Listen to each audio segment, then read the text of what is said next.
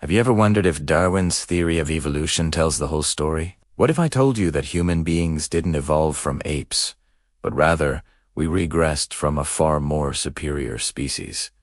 This isn't just another conspiracy theory. It's a profound perspective on reincarnation and the cyclical nature of existence that could change everything you thought you knew about our origins. Human beings did not evolve from apes. This statement might seem heretical, a direct contradiction to the mountains of scientific evidence supporting Darwinian evolution. But let's entertain a different possibility, a different narrative for the human story. In this narrative, humans did not ascend from a more primitive state.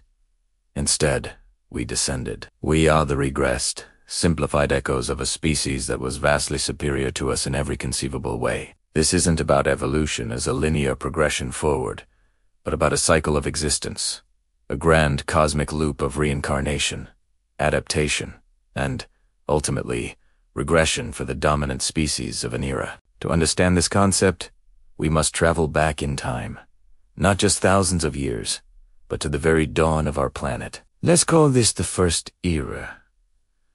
After the Earth was formed, whether through the cosmic violence of the Big Bang or some other primordial, cataclysmic event, the raw materials of existence began their slow, intricate dancing. Matter on this nascent planet began to operate, develop, and evolve. The journey started from the simplest inorganic substances, the fundamental building blocks of reality. Over eons, these simple forms began to coalesce, to combine in ever more complex arrangements, giving rise to intricate organic forms. This was a process of relentless complexification, a cosmic drive towards greater and greater sophistication. This first era represents the one and only true period of upward evolution for a dominant species on Earth.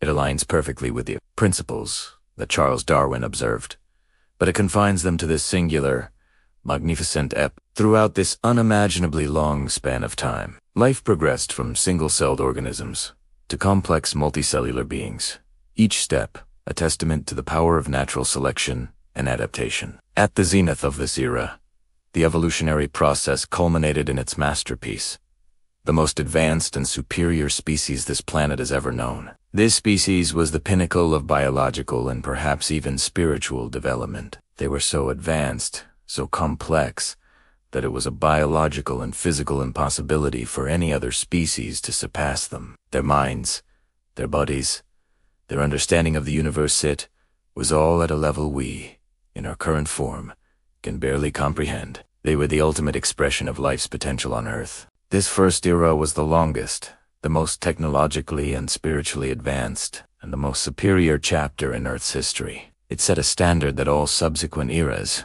including our own, would forever fail to reach. It was a golden age of existence, a time when the dominant species lived in harmony with the laws of the universe, having mastered them completely. But like all great tragedies, the seeds of its destruction were sown from within. The downfall of this magnificent species wasn't caused by a natural disaster or an external threat. It was self-inflicted. The ultimate cause of their demise was a flaw that seems tragically familiar to us. Greed, a boundless, insatiable greed, coupled with a capacity for cruelty that ultimately consumed their greatness. This moral decay led to a cataclysm of their own making, an event so devastating that it didn't just wipe out their civilization. It reset the evolutionary clock of the planet, ending the first era and ushering in a new, lesser cycle. And from the ashes of their hubris, the concept of reincarnation for the dominant species was born, not as a path to enlightenment, but as a cosmic sentence for their failure. Have you ever wondered if our history, our entire existence, is just a cycle repeating itself? What if I told you that everything we know, our technology, our origins, even the mysteries we can't explain, are just echoes from a civilization that came before us? This theory of reincarnation is a perspective I've developed, a narrative that might be right or wrong, but I challenge anyone to prove that it has no basis. After countless hours of refinement, the content is as follows. It all begins with a catalyst, a point of no return. A virus, or whatever name you wish to call it, will emerge. It will evolve relentlessly, adapting faster than any cure can be developed, reaching a point where it becomes unstoppable.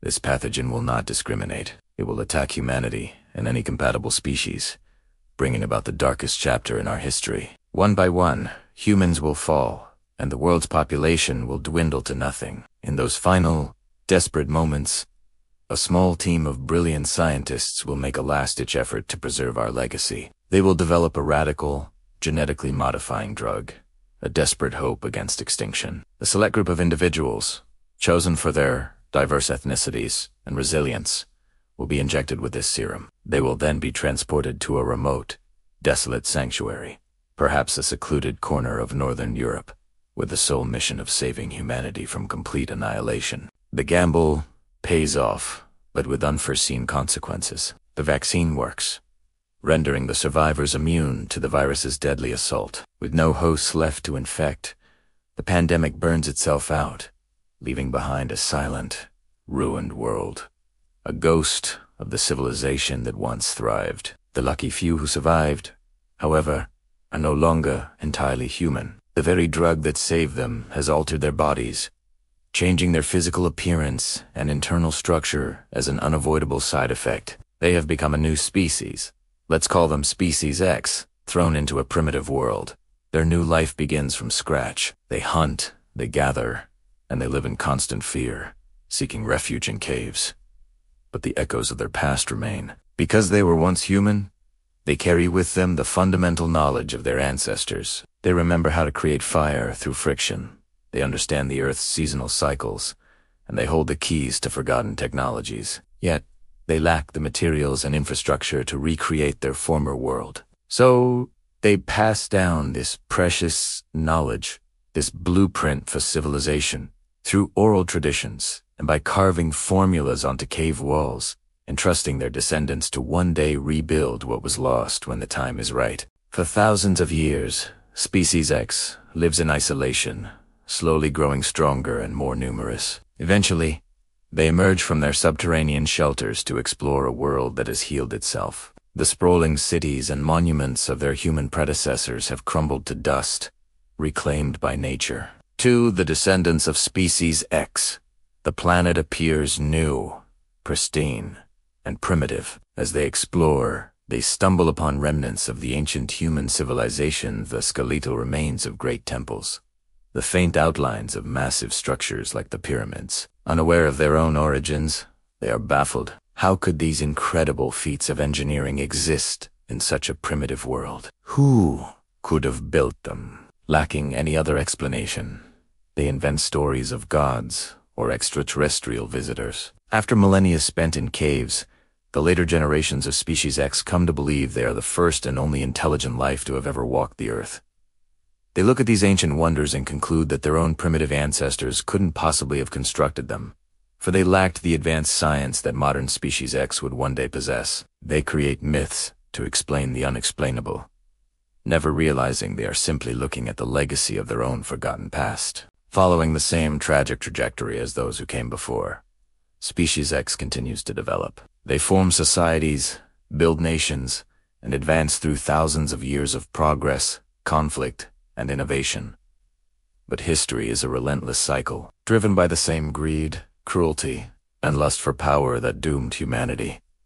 Species X eventually engineers its own downfall. They turn their advanced technology against one another, polluting their world and waging devastating wars until their civilization collapses and they annihilate themselves. And so, the cycle begins anew. The planet is wiped clean, and another species, perhaps born from the ashes of Species X, will start over from scratch, destined to repeat the same journey of discovery, triumph, and self-destruction. The duration of each era, whether it's the era of humanity or the era of Species X, is ultimately determined by the depth of its inhabitants.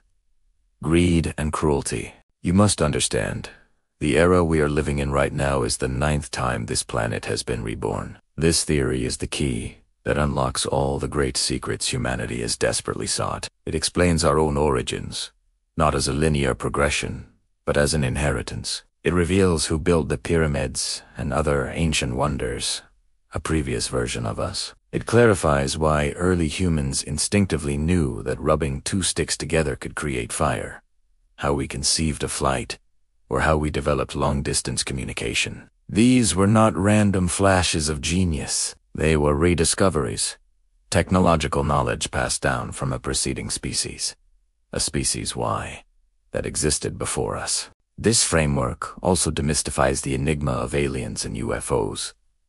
There are no visitors from other stars. The strange craft seen in our skies are remnants left by species Y. They are likely probes or vessels launched into space at near light speed on a quest to find extraterrestrial life, just before species Y faced its own extinction. Now, millennia later, these automated entities are returning to their home world, only to find their creators gone and a new species, humankind, ruling the planet. This cycle of destruction and rebirth even resonates within our oldest stories. The Great Flood, Noah's Ark, are not mere myths, but cultural memories of a previous planetary reset. It explains the extinction of the dinosaurs, not as a random cosmic accident, but as a necessary clearing of the stage for a new era to begin. Furthermore, this theory of reincarnation fills the gaping holes in Darwin's theory of evolution. Darwin's model is not wrong, but it is incomplete. It perfectly describes the initial genesis of life when the planet was newly formed after the Big Bang, the very first era. That was the only time true evolution, from a single coasivate to complex organisms, was the primary driver. All subsequent rebirths, all the eras that followed, operate under the laws of this reincarnation cycle. If we all evolved from a common ancestor, how do we explain the distinct racial differences in humans' white, yellow, black skin? Why have we never found a single definitive archaeological fossil that proves the transition from ape to human? It is because we did not evolve from apes in this era. We inherited our form from the genetically modified survivors of the last one. Evolution and creation are not opposing forces. They are intertwined processes that work together across cosmic timescales to sustain life on this planet. I challenge anyone to refute this theory with appropriate arguments and evidence. Author, Turn G.C. Thun. Compiled and transmitted on April 26, 2020.